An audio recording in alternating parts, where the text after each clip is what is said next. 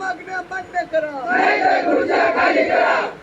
इन्क्लाब जिंदाबाद. इन्क्लाब जिंदाबाद. जय भवानी जय शिवाजी. जय भवानी जय शिवाजी. बालाजी पाटील तुम आगे बढ़ो. हम तुम्हारे साथ हैं. असं कसं देत नाही. घेतल्याशिवाय राहत नाही. असं कसं देत नाही. घेतल्याशिवाय राहत नाही.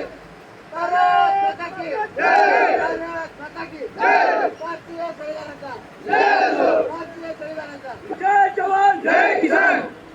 दिलेला शब्द मुख्यमंत्री साहेबांनी दिलेला शब्द निवडणुकीच्या दिलेला शब्द शिक्षण नको रोजगार हवाय. प्रशिक्षण नको रोजगार हवाय. प्रशिक्षण नको रोजगार हवाय. प्रशिक्षण नको रोजगार हवाय.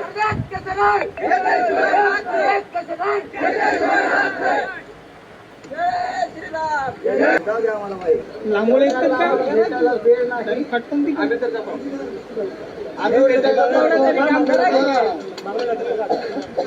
तुमच्या सगळ्यांच्या संरक्षणात आम्हाला घेऊन चला. बरोबर आहे. कोणीच काही गोंधळ नाही करणार. जशा मुंग्या जात्यात एका पाठीमागे तसं जाऊ निवांत पद्धतशीर. आपण आम्हाला तुमच्या संरक्षणामध्ये मुख्यमंत्री साहेब आणि उपमुख्यमंत्री साहेब आम्हाला एक सवाल विचारायचा आहे. आमच्या भविष्याचं आम्ही काय करावं आता?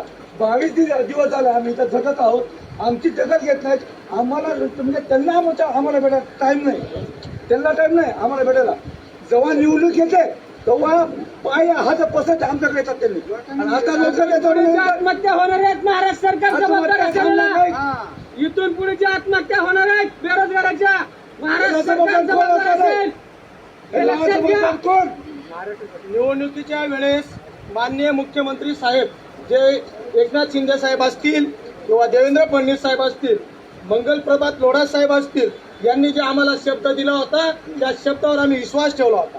संपूर्ण महाराष्ट्रातील तमाम 1.25 लाख लोकांनी, माझे लाडके भाऊ असतील, माझ्या लाडक्या बहिणी असतील, सर्वांनी यांच्यावर विश्वास ठेवला आणि प्रत्येक आस्थापनावर 6 महिन्याचं प्रशिक्षण पूर्ण केलं.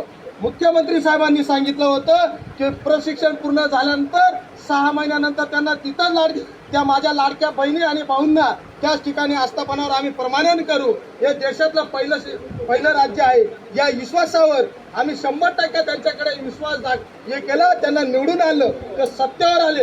एक हाती सत्ता आली. राज्यामध्ये दाखवा तुम्ही मला.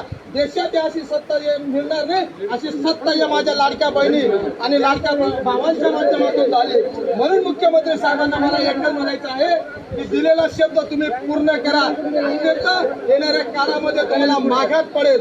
येणारी पंचायत समिती असेल, जिल्हा परिषद असेल, त्या निवडणुकीच्या वेळेस या शासनाला आम्ही दाखवून देऊ इच्छितो. आमचं प्रशिक्षण झाल्यानंतर आम्ही करायचं तरी काय? आम्ही पहिलं सुशिक्षित बेकार होतो. आम्ही शिक्षणाच्या आशेने आम्ही बेकारीच्या आशेने शिक्षण पूर्ण केलं. या शासनावर विश्वास ठेवला